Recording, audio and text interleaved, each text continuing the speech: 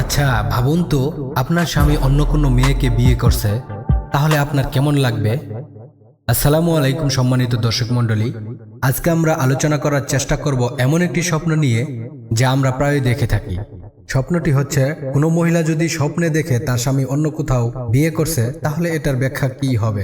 ইসলামী স্বপ্নতত্ত্ব ও সাধারণ ব্যাখ্যা অনুযায়ী, কোনো মহিলা যদি স্বপ্নে দেখে তার স্বামী আবার বিয়ে করছে, তাহলে সেটার অর্থ সবসময় খারাপ হয় না। ব্যাখ্যাটি স্বপ্নের অবস্থা, অনুভূতি ও বিস্তারিত ঘটনার উপর নির্ভর করে। আমরা এর সম্ভাব্য ব্যাখ্যাগুলো ধারাবাহিকভাবে তুলে ধরার চেষ্টা করেছি, মিলিয়ে নেওয়ার দায়িত্ব আপনাদের। তো চলুন দেখে নেই ব্যাখ্যাগুলো। ব্যাখ্যা নাম্বার ১, রিজিক ও কল্যাণ বৃদ্ধি। প্রখ্যাত স্বপ্ন বিশারদ ইবনে সিরিন রহমতুল্লাহ আলাই এর ব্যাখ্যা অনুযায়ী, স্বপ্নে স্বামীর বিয়ে দেখা অনেক সময় সম্পদ, রিজিক, উন্নতি এবং নতুন সুযোগ আসার ইঙ্গিত দেয়। যেমন স্বামীর ব্যবসায় লাভ, স্বামী যদি ব্যবসা করে তাহলে তার ব্যবসা বাণিজ্যে আরো উন্নতি হবে। নতুন চাকরি বা পদোন্নতি, স্বামী যদি বেকার থাকে তাহলে তার চাকরি হবে, আর যদি ইতিমধ্যে চাকরি করে তাহলে তার পদোন্নতি হবে। পরিবারের আর্থিক সচ্ছলতা, তার আয়ের মধ্যে বরকত হবে, যার মাধ্যমে পরিবারের আর্থিক সচ্ছলতা ফিরে আসবে। দ্বিতীয় ব্যাখ্যাটি হচ্ছে, তার স্ত্রী হয়তো স্বামীর কোনো হক নষ্ট করতেছে, অর্থাৎ আপনি আপনার স্বামীর হক নষ্ট করতেছেন। এর অর্থ দাঁড়াবে, স্বামীর এমন কিছু প্রয়োজন যে জিনিস স্ত্রী বা আপনি বুঝতে পারতেছেন না, তার প্রয়োজনগুলো ফুলফিল অর্থাৎ পুরা করতেছেন না, যার কারণে আপনি স্বপ্নে দেখছেন আপনার স্বামী অন্য কোথাও বিয়ে করছে। এজন্য আপনার উচিত স্বামীর প্রতি আরো যত্নশীল হওয়া, মায়া করা, ভরসার মানুষ হওয়া। তৃতীয় ব্যাখ্যাটি হচ্ছে, আপনি যদি গর্ভবতী হয়ে থাকেন তাহলে এটি এমন হতে পারে যেমন সহজ প্রসব, অর্থাৎ আপনার সন্তান প্রসব হবে সহজভাবে। সন্তানের কল্যাণ, হতে পারে আপনার সন্তানের কোনো কল্যাণ ও মঙ্গলের পূর্বাভাস। তাছাড়া পরিবারের আনন্দের আগমন, এছাড়াও কোনো একটি বিষয় ঘটতে চলেছে যা আপনার পরিবারের মাঝে আনন্দের আগমনের বার্তার ইঙ্গিত দেয় এই স্বপ্নটি। চতুর্থ নাম্বার ব্যাখ্যাটি হচ্ছে এমন, আপনি দেখছেন আপনি কাঁদছেন কিন্তু চিৎকার নেই, তাহলে এর ব্যাখ্যা কি হবে? স্বপ্নে যদি আপনি নীরবে কাঁদেন তাহলে এর অর্থ দাঁড়াবে দুঃখ দূর হওয়া, অর্থাৎ আপনার সাংসারিক জীবনের কোনো দুঃখ দুর্দশা দূর হবে।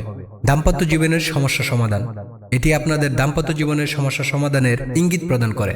সুখবর আসা, তাছাড়াও আপনাদের সাংসারিক জীবনে কোনো সুখবর আসতে চলেছে। তাছাড়াও নীরব কান্না ভালো লক্ষণ। স্বপ্নটির পঞ্চম নম্বর ব্যাখ্যাটি হচ্ছে, যদি জুড়ে কান্না বা বিলাপ করে থাকেন।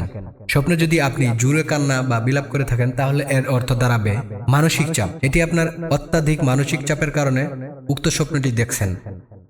হিংসা বা ভয়, আপনি যদি হিংসা বা আপনার স্বামীকে হারানোর ভয় করে থাকেন তাহলে এটিও আপনার সাথে ঘটতে পারে। বাস্তব জীবনের আশঙ্কা বা দুশ্চিন্তার প্রতিফলন, অনেক সময় আমরা আশঙ্কা বা অনেক দুশ্চিন্তা করে থাকি, যার প্রতিফলন ঘটে আপনার আমার স্বপ্নের মাধ্যমে। আরেকটি কথা, এটা ভবিষ্যৎ ঘটনা নাও হতে পারে, বরং নিজের মনের অবস্থা প্রকাশ করে। স্বপ্নটির ষষ্ঠতম ব্যাখ্যা হচ্ছে, স্বপ্নে যদি আপনার স্বামী পরিচিত কোনো নারীকে বিয়ে করে, স্বপ্নে যদি আপনার স্বামী পরিচিত কোনো নারীকে বিয়ে করে তাহলে ওই নারীর মাধ্যমে উপকার, যদি মেয়েটি আপনার পরিচিত কেউ হয় তাহলে তার মাধ্যমে আপনারা উপকৃত হবেন। পারিবারিক বা সামাজিক সম্পর্ক দৃঢ় হওয়া, ওই মেয়েটির পরিবারের সাথে আপনাদের সম্পর্ক আরো মজবুত ও শক্ত হবে। স্বপ্নটির সপ্তমতম ব্যাখ্যা হচ্ছে, স্বপ্নে যদি আপনার স্বামী অচেনা কোনো নারীকে বিয়ে করে তাহলে নতুনের পরিবর্তন, যদি মেয়েটি আপনার পরিচিত কেউ না হয় তাহলে আপনার সাংসারিক জীবনের নতুন পরিবর্তন ঘটতে চলেছে, যা আপনাদের মাঝে আনন্দ বয়ে আনবে। অজানা সুযোগ, যেমন কোনো একটি কাজে আগাতে পারছিলেন না, সেই কাজটি হয়ে যাবে অজানা কোনো সুযোগের মাধ্যমে। জীবনের নতুন অধ্যায়, এটি ইঙ্গিত দেয় আপনাদের জীবনের সুখ ও সমৃদ্ধির নতুন অধ্যায় শুরু হতে যাচ্ছে। তবে স্বপ্ন নিয়ে কিছু গুরুত্বপূর্ণ কথা হচ্ছে, সব স্বপ্ন ভবিষ্যৎবাণী নয়। অনেক স্বপ্ন হয় মনের ভাবনা, ভয়, সন্দেহ, অতিরিক্ত চিন্তার ফল। এ সম্পর্কে রাসূলুল্লাহ সাল্লাল্লাহু আলাইহি সাল্লাম বলেছেন, ভালো স্বপ্ন আল্লাহর পক্ষ থেকে আসে আর খারাপ স্বপ্ন শয়তানের পক্ষ থেকে। এসব স্বপ্ন দেখলে আমাদের করণীয় কি হবে?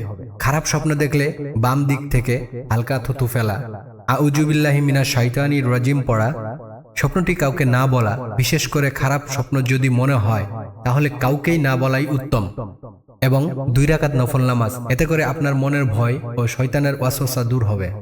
উক্ত আলোচনা থেকে যদি আপনি সন্তুষ্ট হয়ে থাকেন তাহলে অবশ্যই একটি লাইক, কমেন্ট ও শেয়ার করে আপনার বন্ধুবান্ধব সবাইকে দেখার সুযোগ করে দিবেন ইনশাআল্লাহ।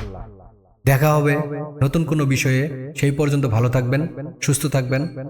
আল্লাহ হাফেজ।